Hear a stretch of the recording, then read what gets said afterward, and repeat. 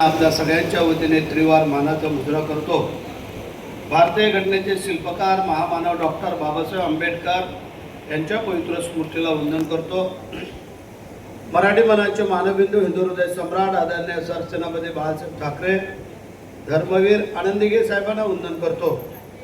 महाराष्ट्र राज्याचे उपमुख्यमंत्री आपले नेते लाडक्या बहिणींचे लाडके भाऊ आदरणीय एकनाथ शिंदे साहेब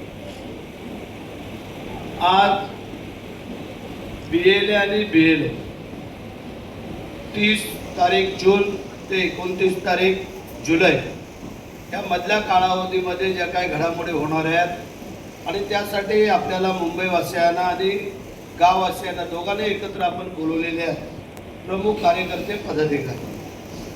आता बऱ्याचशा मान्यवरांनी आपल्याला मार्गदर्शन केलेलं आहे आणि व्यासपीठावर उपस्थित असलेले आपले संपर्क प्रमुख अनिलजी नवगणे, चंद्रकांत कळंबे, प्रमोद शेठ घोसाळकर, आमच्या निलिमाताई घोसाळकर, आमचे प्रवक्ते आमचा नितीन पावले आणि त्यांनी खरोखर मगाशी चांगलं मार्गदर्शन केलं विजय जाधव। आणि मग आता व्यासपीठावर बरेचसा मोठा भरणा आहे। आमच्या सभापती आहे, उपसभापती आहे, जिल्हा परिषद सदस्य आहे, पंचायत समिती कोण आजारी पडलं तर गुगल पेने पैसे पाठवा किंवा आमच्या घर उडालंय त्याला मदत करा किंवा आमचा एखादा पेशंट आजारी आहे त्याला मदत पाठवा, लग्न आणलंय। मग आज जे आहे हे काय, हे 20 वर्षातून एकदा हे आजची स्थिती आहे, लक्षात ठेवा। आता नाही तर परत कधी नाही। मागे सांगितलं या मंडळींनी ही वस्तुस्थिती आहे, कारण 2002ला SIRचा प्रोग्राम झाला होता, तो आता 2026ला होतोय, म्हणजे 24 वर्ष। आता 24 वर्षांनी मग पुढच्या 24 वर्षांनी होईल का किती वर्षांनी? मग मगाशी सांगितल्याप्रमाणे जर का तुमची त्यातली नावं बाद झाली मग तुम्ही 20 ते 24 वर्ष तपश्चर्याला जायचं हिमालयामध्ये। तिथं थांबायचं नाही, मुंबईला पण नाही आणि गावाला पण नाही। लक्षात आलं का? जर तुम्हाला तुमचं नाव जर तुम्हाला राखता येत नसेल किंवा आपल्या नातेवाईकांचं तर तुम्हाला शिवसैनिक म्हणून म्हणवता येणार नाही। हा माझा पहिला तुम्हाला सल्ला आहे। कारण आम्ही काय एवढी धावपळ करतोय? मी आमदार आहे, आता मंत्री आहे, पुढच्या वेळेला आमदारकीची निवडणूक होईल आहे। आमदारकीला एखाद्या वेळेला एखाद्या गावातलं मतदान जर समजा 5-50 कमी झालं तर 394 बूथ आहेत, त्यामध्ये आम्ही कुठंतरी भर काढू शकतो। समजा मानगावमध्ये 2-4 बूथमध्ये कमी झालं तर आम्ही महाडला काढू शकतो, महाडला झालं तर कोल्हापूरला काढू शकतो।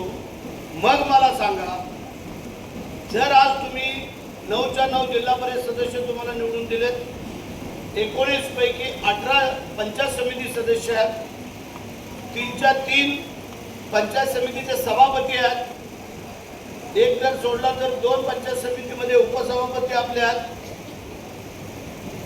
मग मला सांगा की आजच्या स्थितीला पंचायत समिती जिल्हा परिषद सदस्यांची किती जबाबदारी आहे?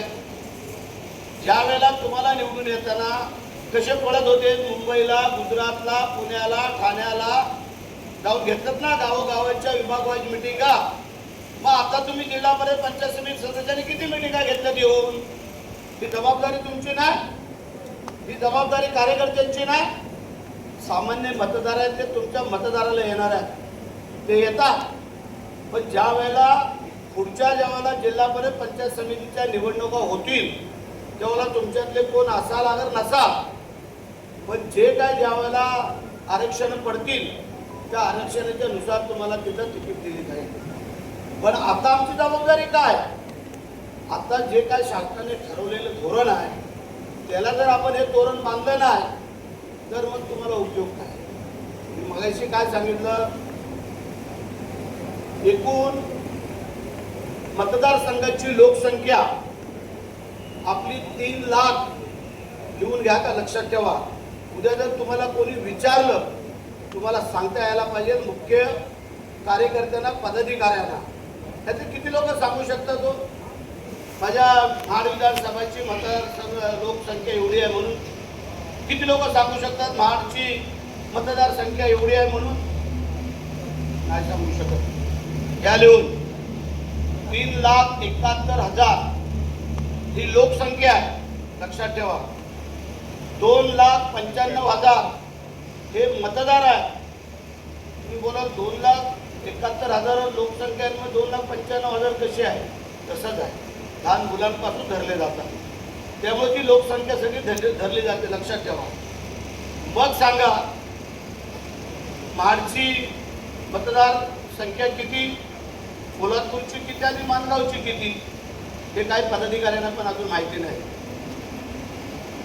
तिथले बूथ किती आहेत हे पण नाही माहिती आहे. एकूण टोटल बूथ संख्या आहे 394. दोन काय वाढले आता बोलले, पण 394 माझ्या माहितीप्रमाणे.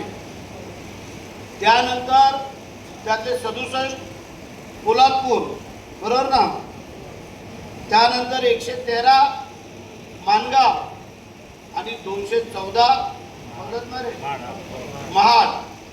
मग लक्षात ठेवा ही मतदारांची बूथाची संख्या आहे. मग त्याच्यानंतर पोलादपूरचे मतदार किती, महाडचे किती आणि माणगावचे किती. मग आता पोलादपूरचे 44,471, महाडचे 1,00,000 दिलंय मी, 80,198 आणि उरलेले 71 उरलेले जे काय ते माणगाव, ती संख्या सांगतो तुम्हाला. तर मला एक सांगा, आता आम्हाला नेमकं काम काय करायचं, आता त्याने मार्गदर्शन केलेलं आहे. एवढी संख्या आपली वाढलेल्या पदाधिकाऱ्यांची, कार्यकर्त्यांची, की आता पदं कोणाकोणाला द्यायची. लोक येण्याची पण एवढी संख्या वाढलेली आहे, ती पण आम्ही थांबवलेली पदं काय देणार त्यांना. मग तुम्ही जे आहात त्यांनी तर जपून राहा, नाही तर तुमची पदं जातील. मग जो काम करणार नाही तो त्या पदावर राहण्याच्या लायकीत राहणार नाही, तुम्हाला सांगून टाकतो. जर आम्ही काम करू तसं तुम्ही आम्हाला निवडून देऊ नका.